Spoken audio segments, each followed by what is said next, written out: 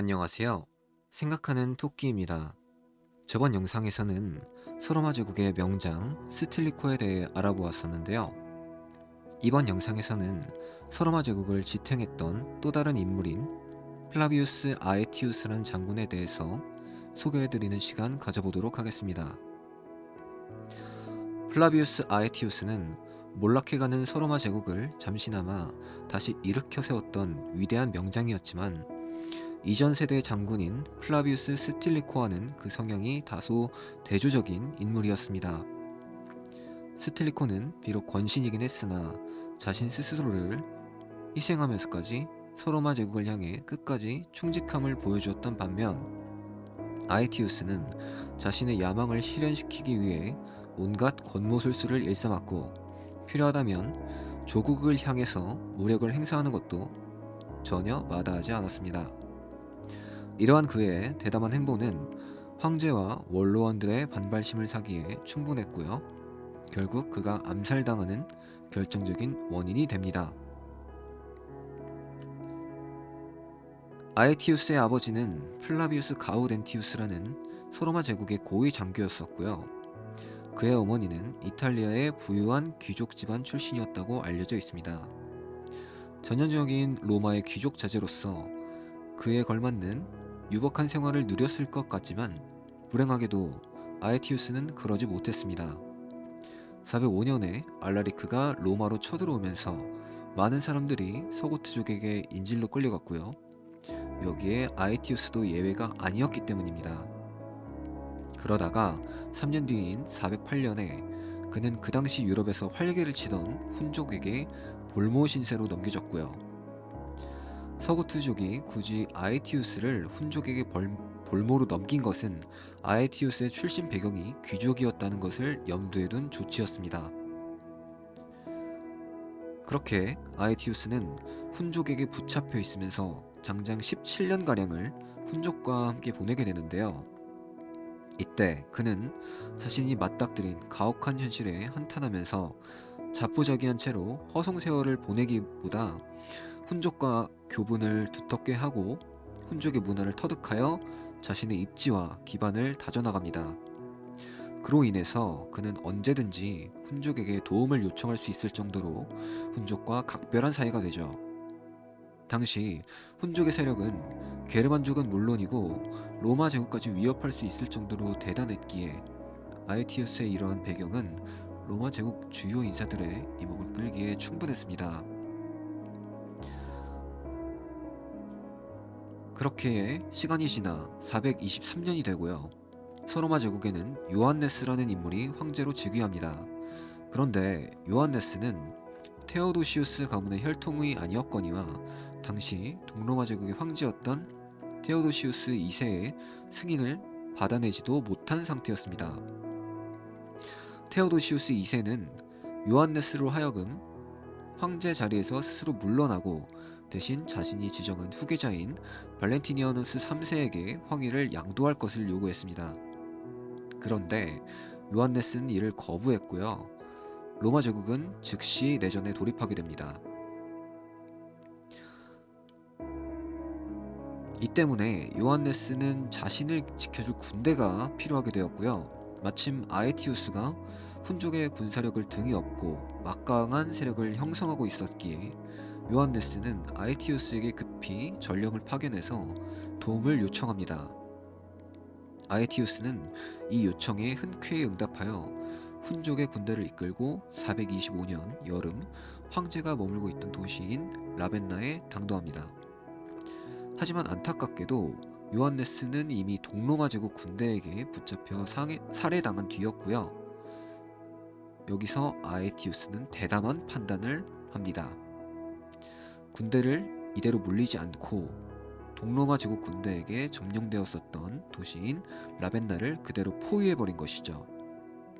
그렇기에 아에티우스의 군대와 동로마 제국 군대가 양쪽에서 대치되는 구도가 만들어졌지만 공교롭게도 당시 양측의 세력이 비등했던 바람에 전황은 지지부진한 상태로 흘러갑니다.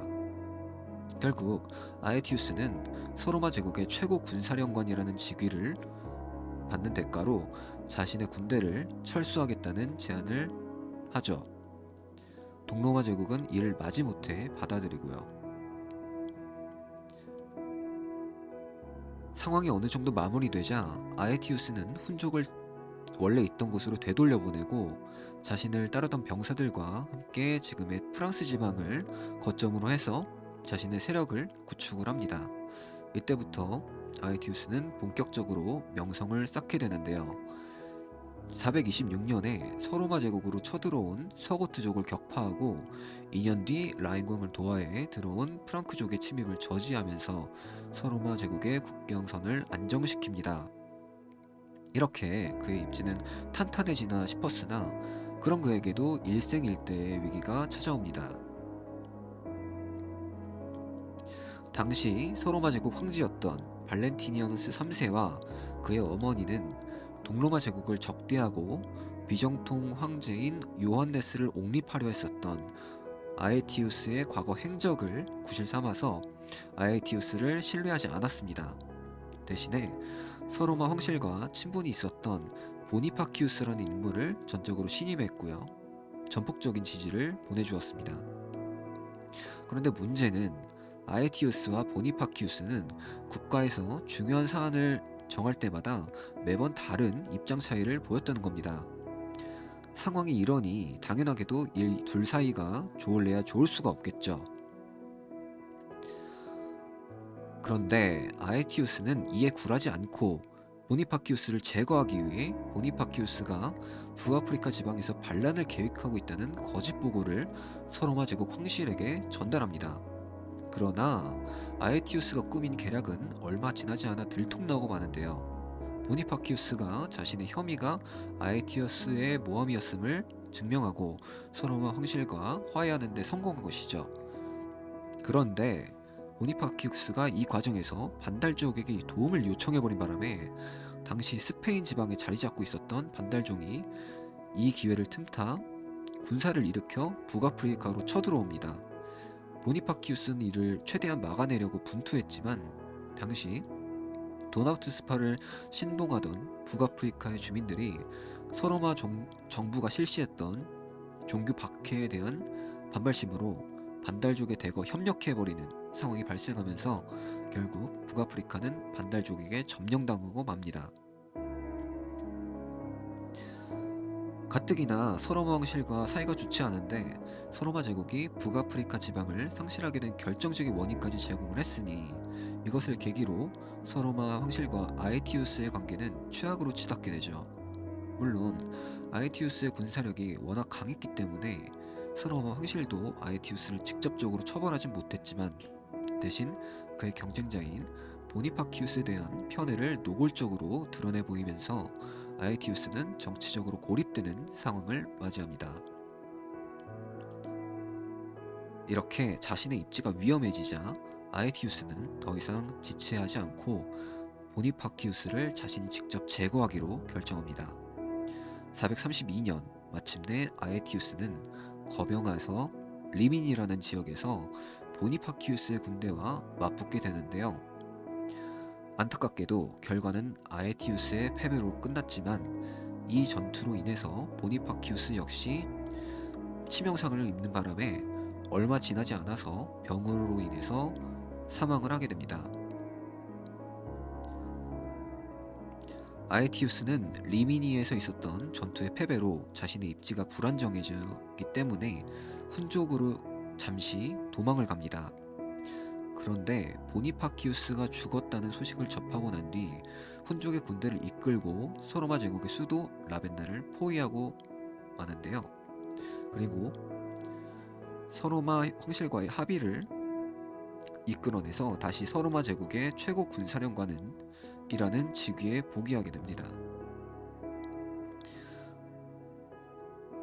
이후에 그는 프랑스 지방에 다시 군대를 주둔시키고요. 그 군대를 자신이 직접 진두지휘하면서 틈만 나면 서로마 제국의 국경선을 침입해오는 이민족들을 저지하는 데 전념합니다. 그로부터 몇 년이 지난 436년 게르만족의 일파인 부르근트족이 라인강을 넘어와 서로마 제국 영토를 침범하게 되는데요. 아에티우스는 이를 성공적으로 막아내면서 부르근트족과의 평화협정을 체결합니다.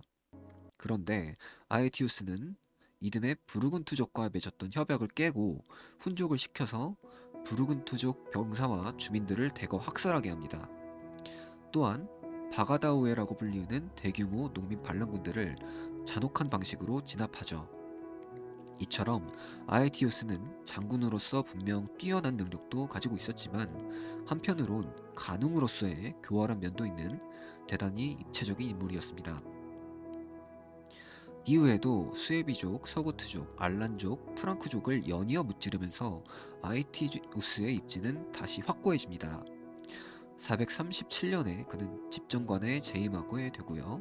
이민족들을 격파한 공로를 인정받아 황제와 원로원의 명령으로 이탈리아에 그의 조각상이 세워지는 영예를 누리기도 합니다. 그러나 아에티우스에게는 또다시 위기가 찾아오고 마는데요. 게르만족에 대한 지배권을 확립하고자 했던 훈족이 그의 행적을 못마땅하게 여기면서 이 때문에 이전까지만 해도 아에티우스와 우호적이었던 훈족이 이를 계기로 로마에 돌연 적대적인 관계로 돌아서 버리게 된 것이죠. 이때 훈족을 통치하던 지도자는 그 유명한 아틸라였는데요. 많이 들어보셨을 겁니다. 왜냐면 이 아틸라라는 인물이 별명이 대단히 많아서 뭐 신의 채찍이라든지 신이 내린 징벌이라든지 이런 별명이 되게 많았었거든요. 아무튼 아틸라는 서로마 제국을 본격적으로 침공하기 이전에도 이미 동로마 제국을 마음껏 유린하면서 동로마 제국으로부터 조공까지 받아낼 정도로 이 당시에도 맹위를 떨치던 인물이었습니다. 아틸라는 동로마 제국으로부터 얻어낼 수 있는 건 다 얻어냈으니 이제 그 목표를 서로마 제국으로 돌려 서로마 제국을 침공할 참이었는데 때마침 서로마 제국의 황녀였던 호노리아가 그에게 구원을 요청하게 되고요. 아틸라 측에서는 지참금으로 서로마 제국 영토 절반을 요구함으로써 훈족과 서로마 제국 사이에 전쟁이 발발하게 됩니다. 451년 아틸라는 군사를 일으켜 지금의 프랑스 지방을 침공했고요. 오를레앙을 포위합니다.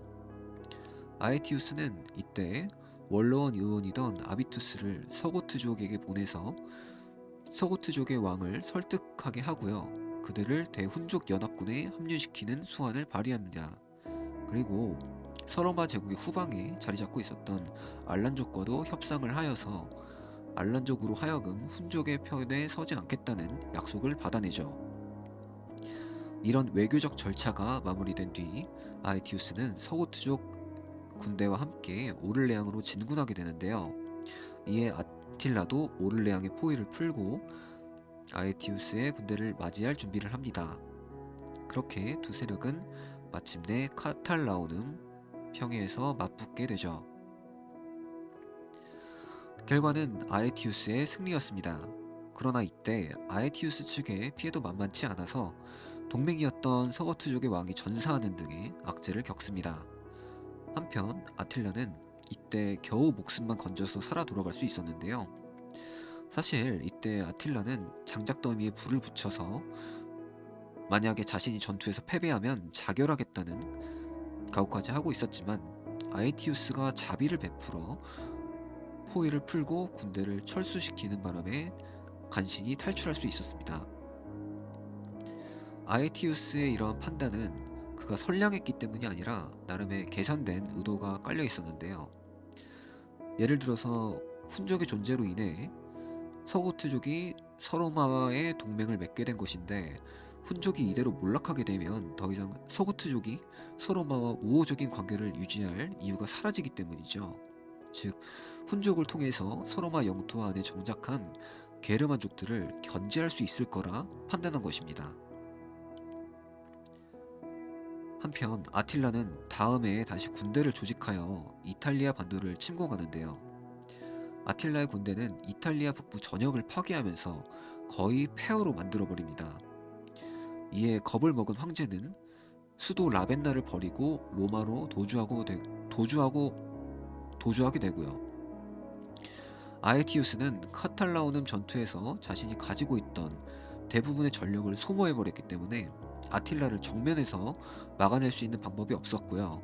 그가 할 수 있는 일은 오로지 훈족의 후방을 교란하면서 보급에 차질을 놓는 것뿐이었습니다.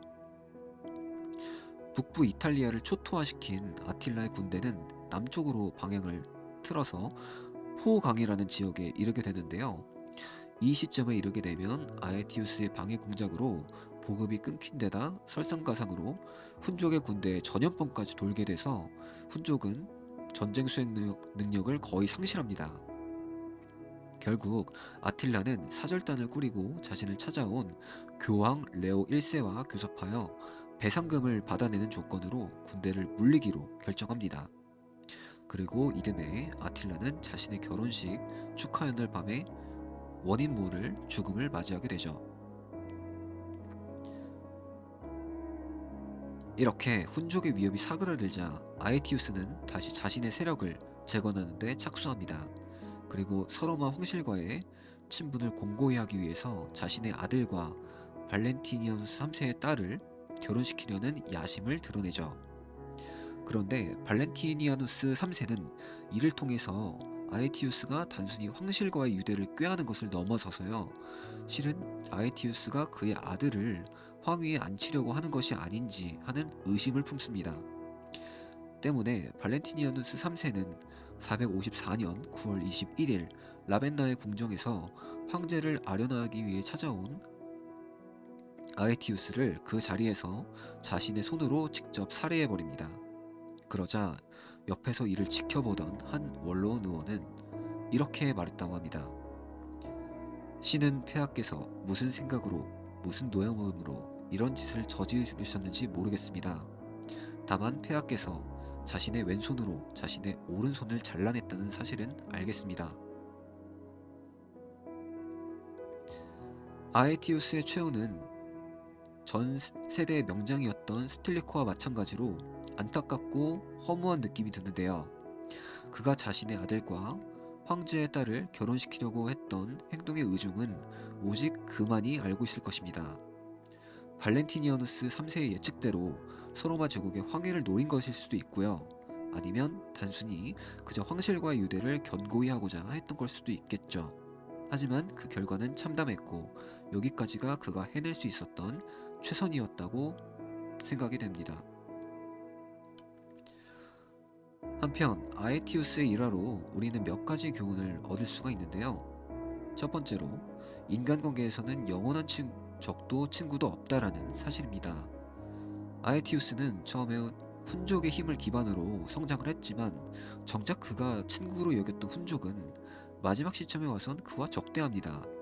반면 서로마 제국을 침략하고 아예 서로마 영토 안에서 독자적인 세력을 구축하기까지 했던 서고트족은 국가의 존망이 흔들리는 절체절명의 순간에 서로마의 든든한 우방이 되어주었죠. 이를 통해 우리는 인간관계의 변동성과 불확실성에 대해서 성찰해 볼 수 있게 됩니다.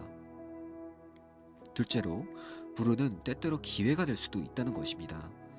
아에티우스는 유복한 가정 환경에도 불구하고요, 어린 시절부터 훈족에게 볼모로 붙잡히게 되는 바람에 낯설고 거친 생활을 감내해야 했습니다. 그런데 아에티우스는 자신의 운명을 넉넉히 방관하기보다 자신에게 주어진 상황을 어떻게 활용할지 최대한 고민을 했죠. 이런 그의 비범한 성격은 그가 평범한 사람이었으면 결코 해내지 못했을 일을 가능하게 해주었습니다. 세 번째로, 조직의 결속력이 무너지는 순간부터 그 조직은 언제든지 파국으로 치닫을 수 있다는 것입니다.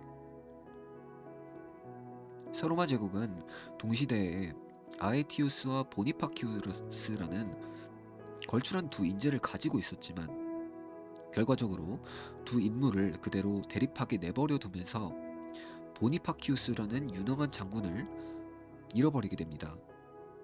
서로마 황실이 이 둘을 화해시키고 전장터로 내보냈다면 각자의 부여된 역할에 충실히 둘은 잘 임했을지도 모를 일이죠. 그러나 서로마 제국의 권력자들은 자신의 안위에만 골몰했던 나머지 미래를 내다보는 안목이 부족했던 것이고요. 그나마 있던 아에티우스마저 발렌티니어누스 3세에 의해 살해당함으로써 서로마 제국은 또다시 위기에 빠지고 맙니다. 자, 아에티우스가 없는 서로마 제국은 이제 바람 앞에 촛불과도 같은 상황에 놓입니다. 그럼에도 아직 서로마 제국엔 마지막 기회가 남아 있었습니다. 그렇다면 서로마 제국을 지탱했던 마지막 인물은 과연 누구였을까요? 그 인물의 정체는 다음 영상에서 밝혀집니다. 영상 시청해주셔서 감사드립니다.